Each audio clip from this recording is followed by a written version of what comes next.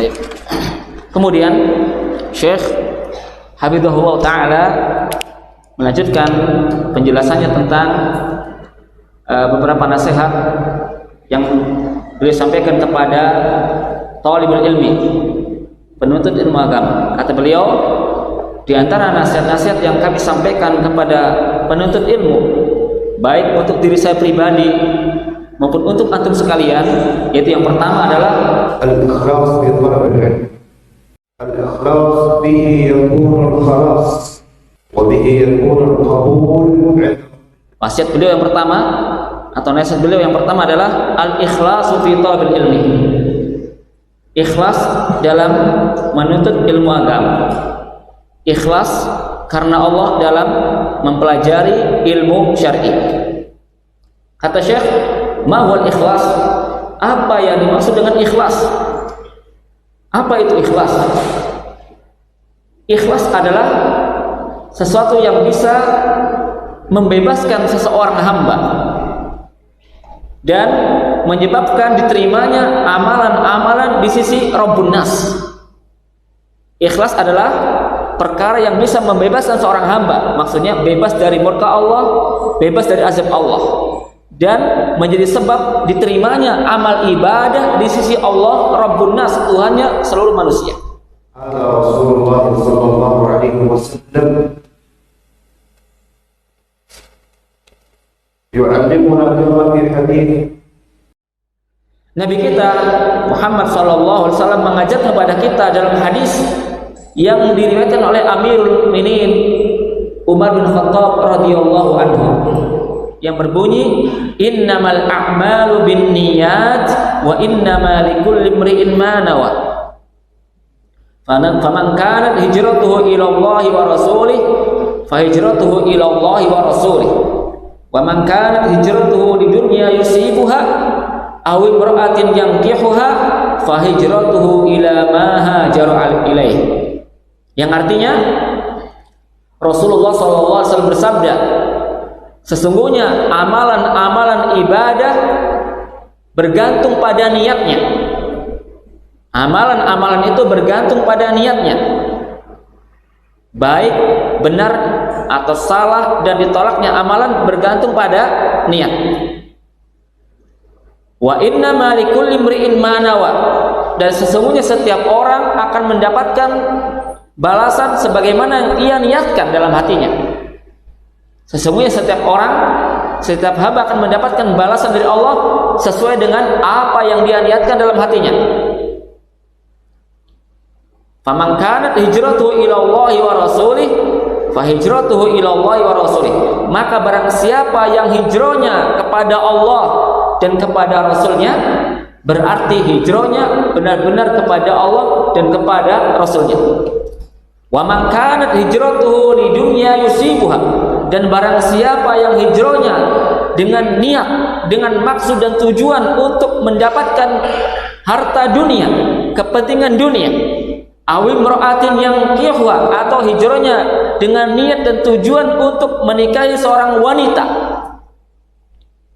tujuannya untuk menikahi seorang wanita, fa hijratuhu ila ma hajara ilaih, maka hijrahnya ya menuju kepada apa yang ia niatkan dalam hijrahnya. Kata Syekh, di dalam hadis ini Nabi SAW memberikan dua perumpamaan, dua permisalan tentang dua orang. Orang yang pertama, dia melakukan hijrah kepada Allah dan Rasulnya. Niat hijrahnya kepada Allah dan Rasulnya.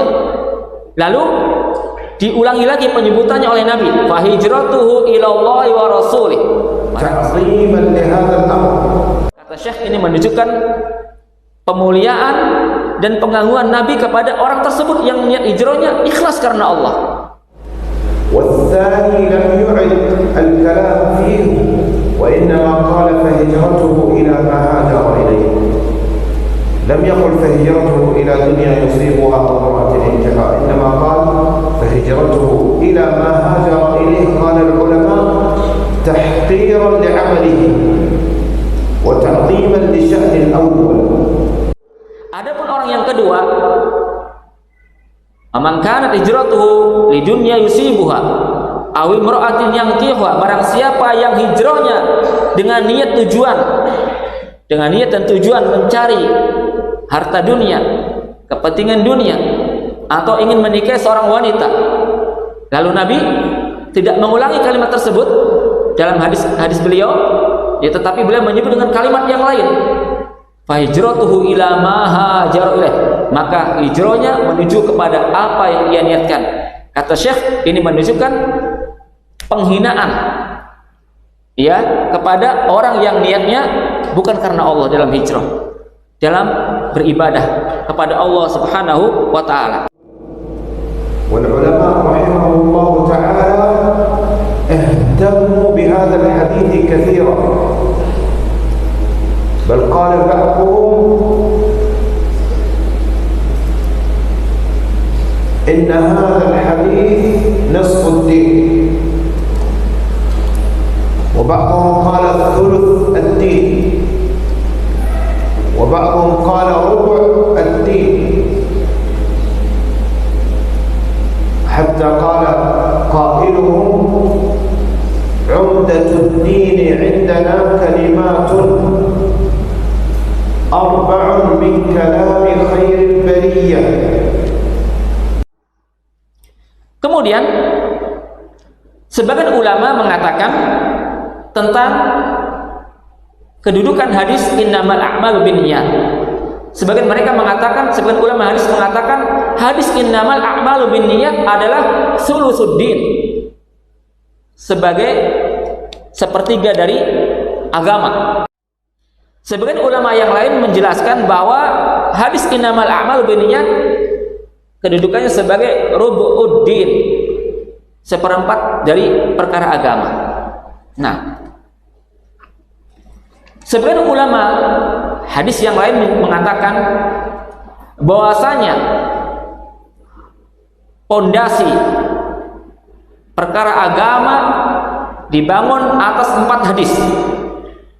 Pondasi perkara agama Islam dibangun pada 4 perkara atau 4 kalimat, maksudnya 4 hadis. Apa saja? Ittaqish syubuhati wazhad wa da' ma laysa ya'nika wa'malan nabiyya.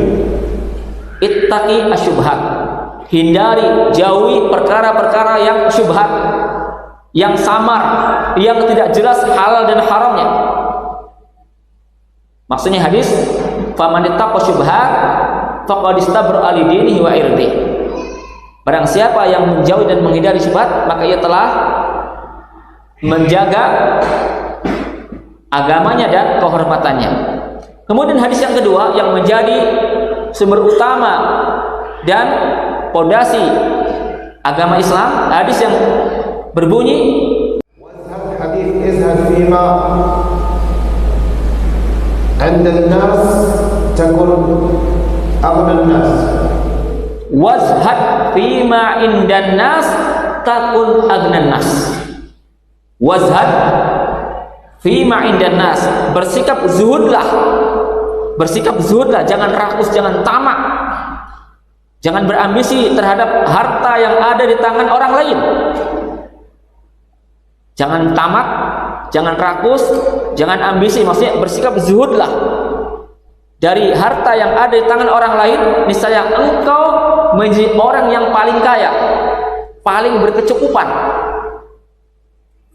Ini hadis yang kedua. Hadis yang ketiga yang menjadi sumber utama dan fondasi pokok agama Islam, kata Syekh, wada' ma laysa ya'nik. Wada' ma laysa ya'nik, tinggalkan apa saja yang tidak bermanfaat bagimu, tinggalkan apa saja yang tidak berguna bagimu. Ya, maksudnya dalam hadis Nabi yang berbunyi min husni islamil mar'i tarkuhu ma la ya'ni. Di antara tanda baiknya keislaman seseorang adalah menjauhi dan meninggalkan apa yang tidak bermanfaat baginya.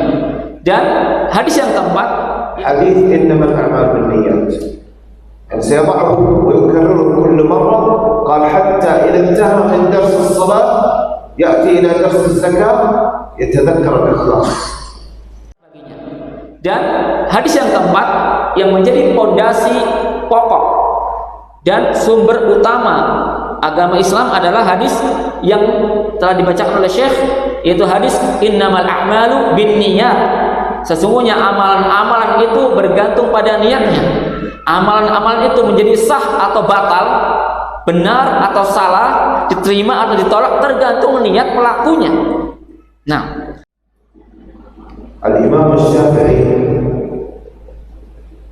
min syiddat ihtimamihi bil ikhlas kana yaqul wadidtu ay ahbabtu an law nushira ilmi hadha ولم ينسب إلي شيء منه. هذا الإمام الشافعي. Ya, Imam Syafi'i pernah mengatakan, aku sangat suka, aku sangat berharap agar atau seandainya ilmuku yang ditulis atau yang diajarkan disebarkan ya kepada manusia. Kemudian ilmuku tersebut yang saya tulis atau yang saya ajarkan tidak ada yang dinisbatkan kepadaku, ya, maka ini menunjukkan harapan beliau untuk selalu menjaga keikhlasan dalam beramal. Beliau berharap, aku sangat suka, aku sangat berharap, aku sangat mencintai agar ilmu yang beliau ajarkan itu tidak ada sedikit pun yang dinisbatkan kepada Imam Syafi'i rahimahullah, sebagai upaya beliau menjaga keikhlasan dalam beramal. Dan ini menunjukkan bahwa ucapan beliau menunjukkan betapa agungnya perkara ikhlas, betapa agungnya perkara ikhlas, dan butuh perhatian yang sangat besar, perlu latihan, perlu perjuangan. ونحن نعلم أن النبي صلى الله عليه وسلم وحذر خاصة طالب العلم.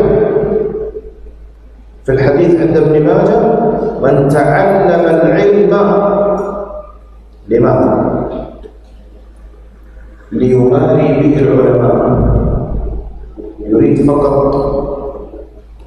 أن يقال عنه عالم، يريد فقط أن يقال عنه طالب علم، يريد فقط أن يذهب ويناقش العلماء ويظهر نفسه. من تعلم العلم ليماري به العلماء أو ليجاري به السفهاء، يريد يفتح مجالس نقاشات وجدالات عقيمة ليس منها فائدة، قال فهو في النار. Kemudian Nabi SAW pernah memberikan tahdzir syadid, peringatan keras kepada orang-orang yang menimba ilmu agama tapi niatnya tidak ikhlas. Niatnya disebutkan oleh Nabi dalam hadis, man ta'alamal ilma liyumari bihi ulama au yujari bihi sufaha fahuwa finnar, atau kama qala sallallahu alaihi wasallam. Nabi memberikan peringatan keras kepada orang-orang yang belajar ilmu agama atau mengajarkannya tapi niatnya tidak ikhlas. Kata Nabi, barang siapa yang mempelajari ilmu agama, ilmu syar'i dengan maksud dan niat untuk mendebat para ulama, tujuannya ingin berdebat dengan para ulama seakan dia lebih unggul, lebih berilmu daripada para ulama, atau tujuan menimba ilmunya untuk merendahkan orang-orang bodoh, meremehkan dan merendahkan orang-orang bodoh, maka ia akan masuk ke dalam neraka. Nabi mengatakan orang tersebut yang menimba ilmu dengan niat ingin mendebat para ulama atau merendahkan orang-orang awam yang jahil, yang bodoh, as-sufaha, maka ia akan masuk ke dalam neraka. Bal fi ashad min hadha al-hadith ذكر النبي صلى الله عليه وسلم أن أول من تسعر بهم النار يوم القيامة ثلاثة، وأول شخص ذكره من هؤلاء الثلاثة قال رجل تعلم العلم وعلمه، فيؤتى به فيقال ماذا عملت أو ماذا فعلت، فيقول يا رب تعلمت فيك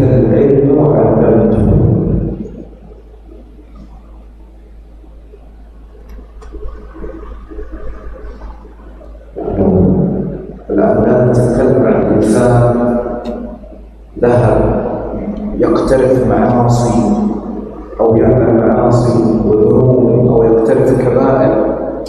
نحن نتكلم عن إنسان ذهب يتعلم العلم لكنه لم يخلص به لله.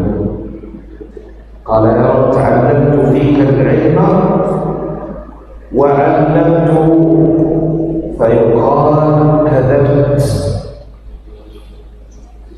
ولكن تعلمت ليقال عالم. هذا هدفك. تريد الناس يشيرون إليك ويقولون ما شاء الله عالم، ما شاء الله.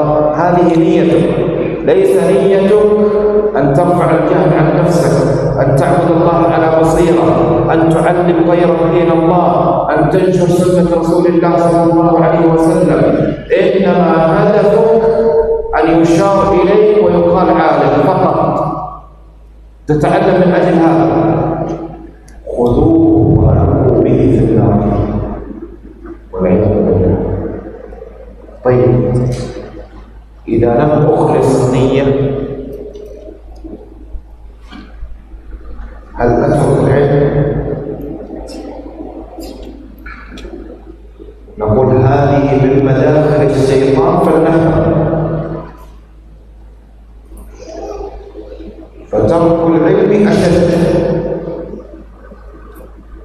إنما تطلب العلم وتجاهد نفسك على إخلاص نيتك.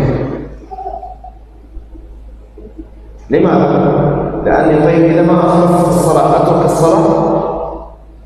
طبعا لا، لن أترك الصلاة.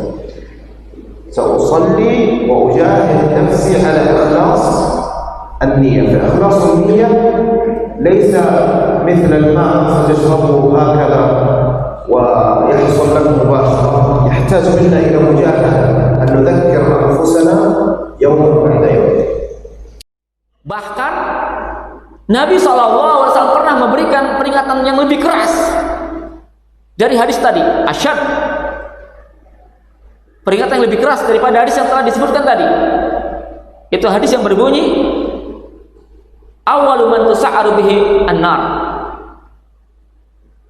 Tentang orang-orang yang pertama kali dibakar dan dipanggang dalam api neraka.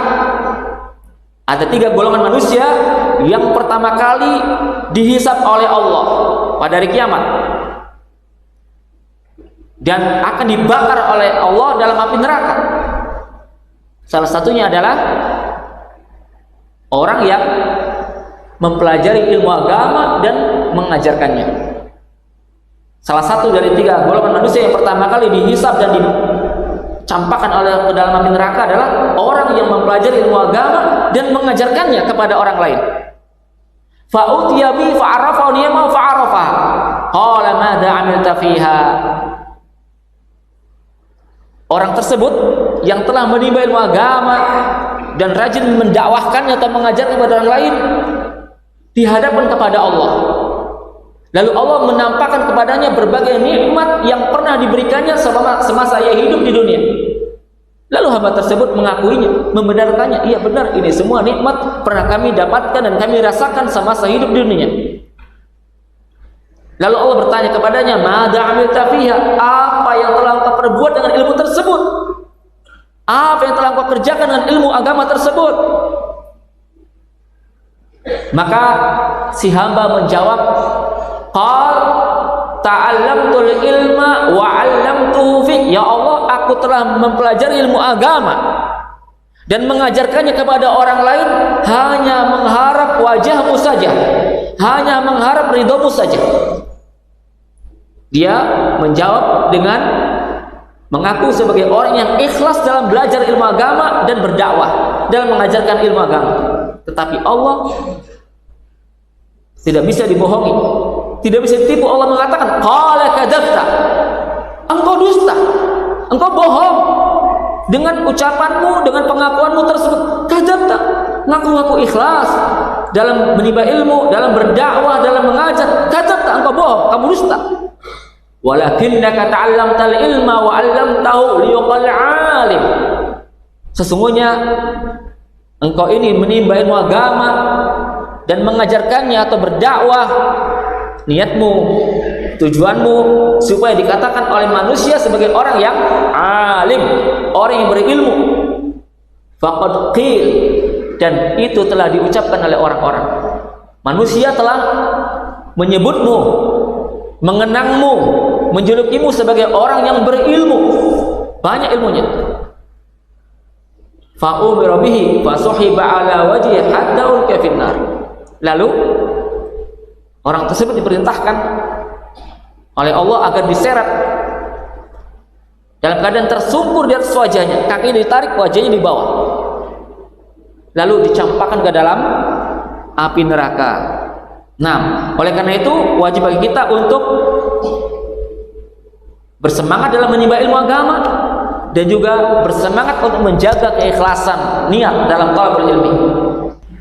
وهكذا